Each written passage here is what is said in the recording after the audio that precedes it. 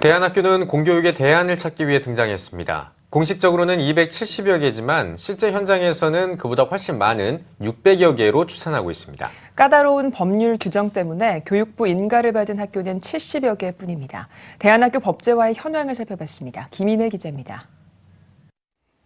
지나친 입시교육, 경쟁 중심의 공교육을 극복하기 위해 빠른 속도로 발전해온 대안교육. 현재 전국에 대안학교라는 간판을 달고 있는 시설은 600여 개로 추정됩니다. 그중 교육부로부터 인가된 대안교육시설은 지난 2017년 기준 71개에 불과합니다. 대안학교 설립은 초중등교육법 60조 3항, 각종 학교 설립 조항에 해당합니다. 대안학교 설립 인가를 받으려면 교육을 할 수 있는 최소한의 기본 시설 규정을 갖춰야 하지만 이를 충족하지 못한 미인가 대안학교가 우후죽순 생기고 있습니다. 인가 기준이 까다롭다는 이유도 있지만 그보다 인가를 받지 않더라도 법적인 제재가 없을 뿐 아니라 오히려 인가 과정에서 득보다 실이 많아질 것이라는 우려 때문입니다.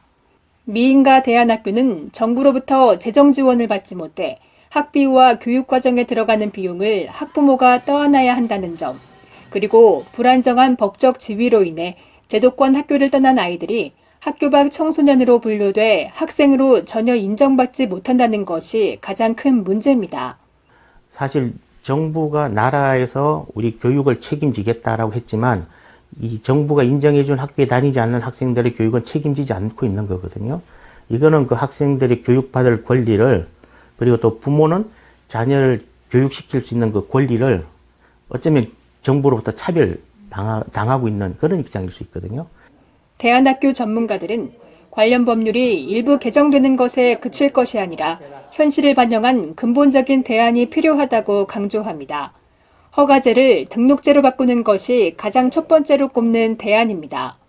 최근 이러한 내용을 골자로 한 법안이 국회에 발의됐습니다.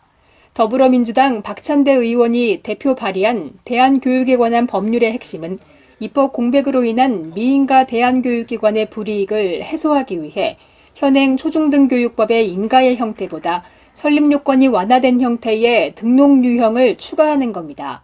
결국 대안학교에 다니는 학생들도 최소한의 법의 보호를 받을 수 있는 틀을 만들자는 취지입니다. 평생교육시설이나 기관처럼 또 다른 형태의 대안교육기관으로 등록을 해줘서 법의 테두리 안에 넣고 이제 정부로부터 재정 지원은 없어도 적어도 법의 테두리 안에 있게 되면 여러 가지 지원 받을 수 있는 명목은 있거든요.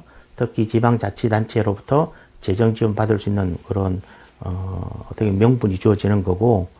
한편 CTS와 기독교 대안학교 연맹은 오는 24일 대안교육 법제화를 위한 공개 토론회를 개최합니다. 이번 토론회에서는 대안교육에 관한 법률안을 분석하고 미인가 대안학교와 학생들에게 교육의 기회를 제공할 수 있는 법안 적용에 대한 내용이 발표될 예정입니다. CTS 뉴스 김인혜입니다.